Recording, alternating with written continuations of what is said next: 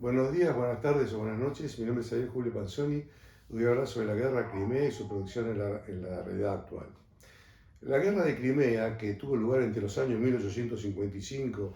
1854 y 1855, en la zona respectiva,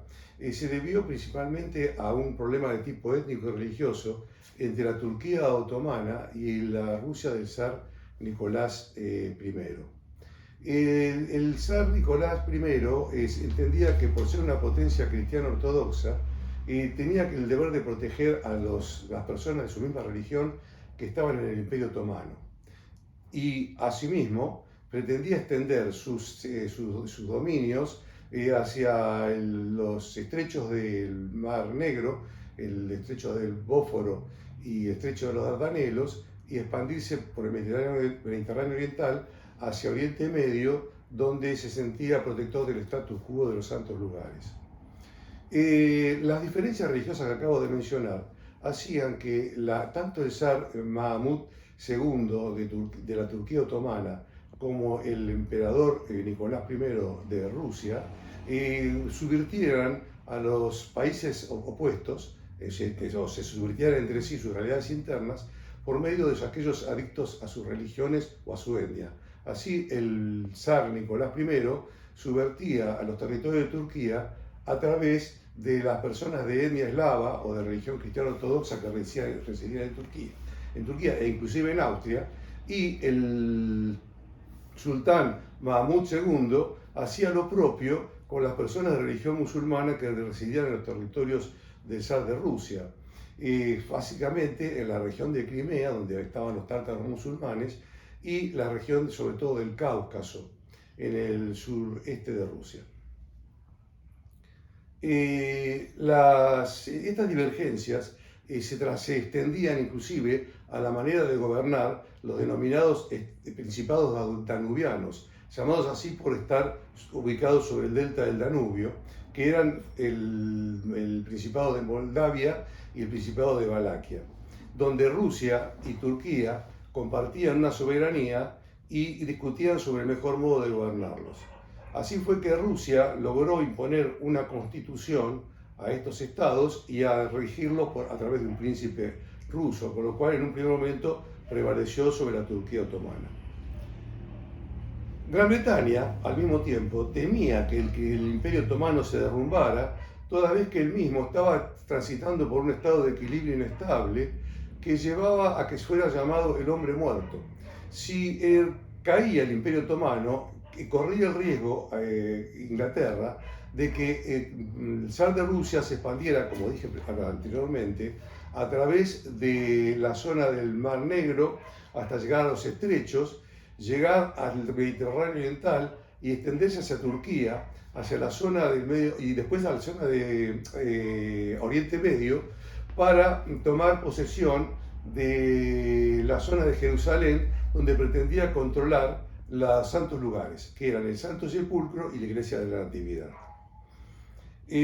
Por el contrario, Gran Bretaña pretendía evitarlo. Ahora bien, la situación en Oriente Medio era delicada porque todos los años se producían grandes problemas de enfrentamientos entre cristianos de distintas denominaciones, ya sean católicos u ortodoxos, por el control de los santos lugares, especialmente la Iglesia de la Natividad, donde pretendían arrogarse la custodia, y ni que hablar de los enfrentamientos que había religiosos entre los cristianos de las distintas profesiones y los musulmanes. Ahora bien, ¿cómo influye esto en la guerra por los principados danubianos? Porque Rusia pretendía proteger a los cristianos ortodoxos de los principados danubianos, motivo que los lleva a enfrentarse con Turquía. Este enfrentamiento va a ser la base del que después va a incorporar a las potencias occidentales que se van a poner del lado de Turquía. Porque existía en Europa Occidental un sentimiento denominado rusofobia, el cual consistía en considerar que Rusia, a la cual se adjudicaban los peores defectos y todas las malas intenciones, era un estado bárbaro que no merecía ser considerado europeo, sino que era considerada una potencia asiática, más allá de que geográficamente Rusia, si bien pertenece a la etnia eslava, extiende su condición de europea hasta la zona de los montes Urales y del río Ural. Esta rusofobia, que era un sentimiento muy arraigado sobre todo en Gran Bretaña, pero también en los demás países de Europa Occidental como Francia y Austria, fueron determinantes a que se aliaran con la Turquía otomana, no obstante que tanto Inglaterra como Francia como Austria eran potencias cristianas. O sea que naciones cristianas, por razones de tipo étnico, se unieron a una potencia como era Turquía, que era una potencia musulmana. Ahora bien, se produce el problema, la guerra se desencadena por el mismo problema de los principados danubianos, motivo por el cual tanto Inglaterra como Francia, en menor medida Austria, porque tomó una posición de neutralidad armada, deciden participar en la guerra del lado de Turquía otomana. Ahora bien, esto significa que estas tres potencias se enfrentaron directamente con Rusia. Y en un primer momento lo hicieron en la zona de los principados danubianos, Moldavia y Valaquia, y se produce la batalla del río Alma, en la cual triunfan las potencias occidentales, por lo cual la guerra se traslada posteriormente hacia la zona de Crimea, dice llanamente, porque las potencias occidentales pretendían tomar Sebastopol. En la batalla por tomar Sebastopol, las potencias occidentales tomaron posición en las alturas de la ciudad de Sebastopol, situada al este, inclinada más hacia el sur de Crimea, mientras que habían situado sus bases de sustentación, desde la cual atacaban, en las ciudades de Kamies, los franceses, y Kadikoy, los ingleses, motivo por el cual los rusos, los ejércitos rusos de zar Nicolás, se dirigen a la ciudad portuaria de Balaclava, desde la cual pretendían cortarle los suministros a las fuerzas aliadas. Previendo que las tropas aliadas iban a tomar posesión del estrecho de Perekop, que es el que separa a Crimea del continente, del territorio zarista, el zar Nicolás I ordenó la invasión de la ciudad de Eupatoria, que está ubicada al noroeste de la península de Crimea. Esta batalla pretendía evitar que le cortaran la retirada a las tropas rusas hacia el norte, como así también que impidiera que recibieran suministros, motivo por el cual era una batalla sumamente importante. Sin embargo, fue un fracaso para el zar Nicolás I, que a consecuencia del mismo cayó en una depresión, muriendo al poco tiempo, oficialmente de muerte natural. Algunos creen que se trató de un suicidio, para ser sucedido por su hijo Alejandro, quien tomó el trono con el nombre de Alejandro II. Ahora bien, Alejandro II se hizo cargo de la guerra y cambió al canciller de su padre, al ministro de Relaciones Exteriores, que se llamaba Nesselrode, que tenía una ideología de tipo legitimista, y lo reemplazó por otro llamado Gorbachev, que aplicaba la teoría de la realpolitik, es decir, una política que se adaptara a las circunstancias. Pero tenemos entonces que las naciones cristianas aliadas con los musulmanes fueron recriminadas por Rusia por considerar una traición a la religión cristiana, porque Rusia se consideraba defensora de los cristianos existentes en los territorios otomanos, y sin embargo estas potencias se levantan en contra de ellos. Las potencias occidentales, Inglaterra, Francia y Austria, consideraban que el sultán Mahmud II en realidad era un gobernante liberal y pro-occidental, por cuanto había establecido en Turquía las denominadas reformas de Tanzimat, mediante las cuales establecían principios de tolerancia religiosa para los cristianos que vivían en el Imperio Otomano, a través de los decretos de Hat-i Sharif de 1939 y el decreto de Hat-i Humayun de 1856, que sin embargo provocaron en la misma Turquía una reacción interna por parte de los nuevos otomanos, que son en realidad los padres espirituales de lo que después fueron los jóvenes turcos, que fueron los que participaron en la creación de la Turquía laica limitada al territorio de Anatolia.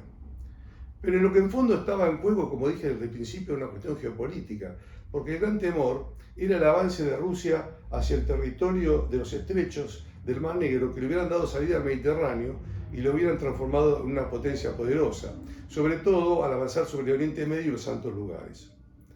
Así todo, dentro del bando occidental tampoco existía una unidad monolítica, por cuanto Inglaterra tenía una concepción de carácter geopolítica, no tanto de tipo religioso, y Francia ostentaba una posición de carácter nacionalista, estaba gobernada por Napoleón III, heredero de Napoleón I, que había sustentado una posición nacionalista, y Austria tenía una posición legitimista, acorde con los principios de la Santa Alianza del Tratado de Viena de 1815. Por este motivo, Rusia consideraba que Francia se apartaba de los principios legitimistas que había sustentado, pero como el zar Alejandro II se había apartado de seguir su ultranza como su padre, con su nuevo canciller Gorbachev, que seguía la lealtad política, era más proclive a acercarse con Francia, y Francia acercarse con el zar. Sin embargo,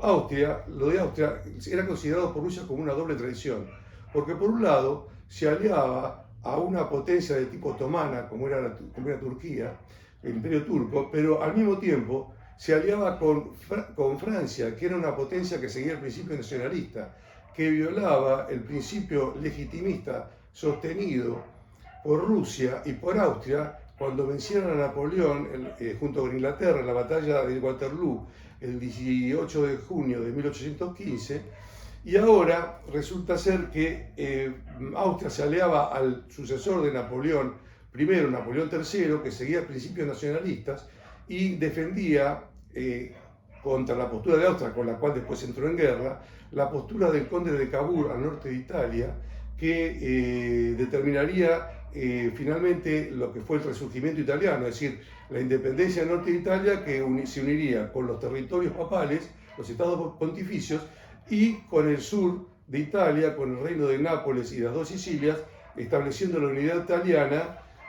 bajo el reinado del rey de la Casa de Saboya, Victorio Emanuel III. Es decir, que distaba mucho de existir una unidad monolítica entre distintas potencias que luchaban con Rusia. Ahora bien, ¿cuáles fueron las consecuencias de esta guerra de Crimea? La primera consecuencia de la guerra de Crimea fue un igualitarismo social, por cuanto el fracaso de las aristocracias de ambos bandos, la ineptitud demostrada para la guerra, sobre todo en el plano militar, llevaron a todas las potencias a valorar al hombre común. Por ejemplo, en Inglaterra se reivindicó la figura de Florence Nightingale, que era una enfermera británica que había hecho presente por voluntad propia en el hospital británico de Scutari, donde está en el estrecho del Bósforo, justo enfrente de Estambul, sobre la costa contraria, que mejoró las condiciones sanitarias para los soldados y las víctimas de la guerra. Asimismo, Francia reivindicó también al hombre común, pero mucho más lo hizo Inglaterra, que reivindicó también al soldado común, al militar, al soldado cristiano, y Rusia al soldado común, como lo retratara León Tolstoy en sus retratos de Sebastopol, cuando fungía como oficial del ejército del zar durante la guerra de Crimea. Por otra parte, otra de las consecuencias fue el surgimiento de los nacionalismos. Francia reivindicó como propia el triunfo de Sebastopol, donde le quitaron a Rusia la posesión de Crimea y de la salida al Mar Negro, emplazó una serie de monumentos, uno de los cuales fue el famoso Puente del Alma, que para ser anecdóticamente es el puente donde murió Lady Di, que recibe ese nombre como consecuencia del triunfo de los aliados en la batalla del río Alma. Este nacionalismo francés fue seguido por Rusia, pero en un sentido contrario, porque si bien participó el bando vencedor, cobró resentimiento contra las potencias occidentales, porque las reformas religiosas impuestas a través de la reforma de Tanzimat la terminaron haciendo financieramente dependiente de Occidente, lo cual la llevara a reivindicar un nacionalismo propio.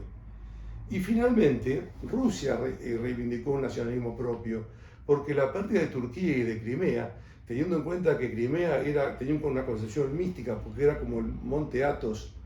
de Rusia, el monte Athos que hay en Grecia, trasladado a Rusia, y también le quitó la salida del Mar Negro, le quitó una defensa en el sur de Rusia, sobre todo a partir de la presencia de la flota inglesa, que aprovechando la existencia de musulmanes en el Cáucaso pretendía subvertir el orden en Rusia e invadirla, lo cual llevó a Rusia a perseguir a los musulmanes de Yamil, ubicados en el Cáucaso, en el sureste de Rusia, como antes había perseguido a los musulmanes tártaros, a través de lo que hoy se denominaría una situación de limpieza étnica. Todo esto llevó a Rusia a tener un resentimiento contra Occidente y a reivindicar la guerra como una victoria. Quisiera leer un párrafo que cita el escritor Orlando Figes en su libro Crimea, la primera gran guerra, que referente al nacionalismo y al resentimiento ruso dice lo siguiente: la pérdida de Crimea ha sido un golpe severo para Rusia, que ya sufría una merma de orgullo nacional después del derrumbe del Imperio Soviético. Este libro ha sido escrito antes de la guerra de 2014. Los nacionalistas se han embarcado en activas campañas destinadas a que Crimea vuelva a manos de Rusia, al igual que los nacionalistas de Sebastopol, que siguen siendo, en el aspecto étnico, una ciudad rusa. El recuerdo de la guerra de Crimea sigue suscitando profundos sentimientos de orgullo ruso, de resistencia contra Occidente. En el año 2006, el Centro de la Gloria Nacional de Rusia organizó un congreso sobre la guerra de Crimea con apoyo a la administración presidencial de Vladimir Putin y de los ministerios de Educación y Defensa. La conclusión del congreso, manifestada por sus organizadores en un documento destinado a la prensa, fue que la guerra no debía ser considerada una derrota para Rusia, sino una victoria moral y religiosa, un acto nacional de sacrificio en una guerra justa. Los rusos debían honrar el ejemplo autoritario de Nicolás I,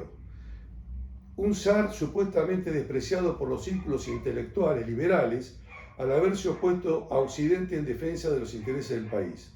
La reputación de Nicolás I, el hombre que condujo a los rusos a la guerra de Crimea en contra del mundo, ha sido recibida por la Rusia de Putin. Hoy, por orden de Putin, el retrato de Nicolás I está colgado en la antecámara del despacho presidencial en el Kremlin. Dicho esto, vuelve a cualquier relación que pudiéramos establecer entre la guerra de Crimea y la actual guerra de Ucrania. Muchas gracias.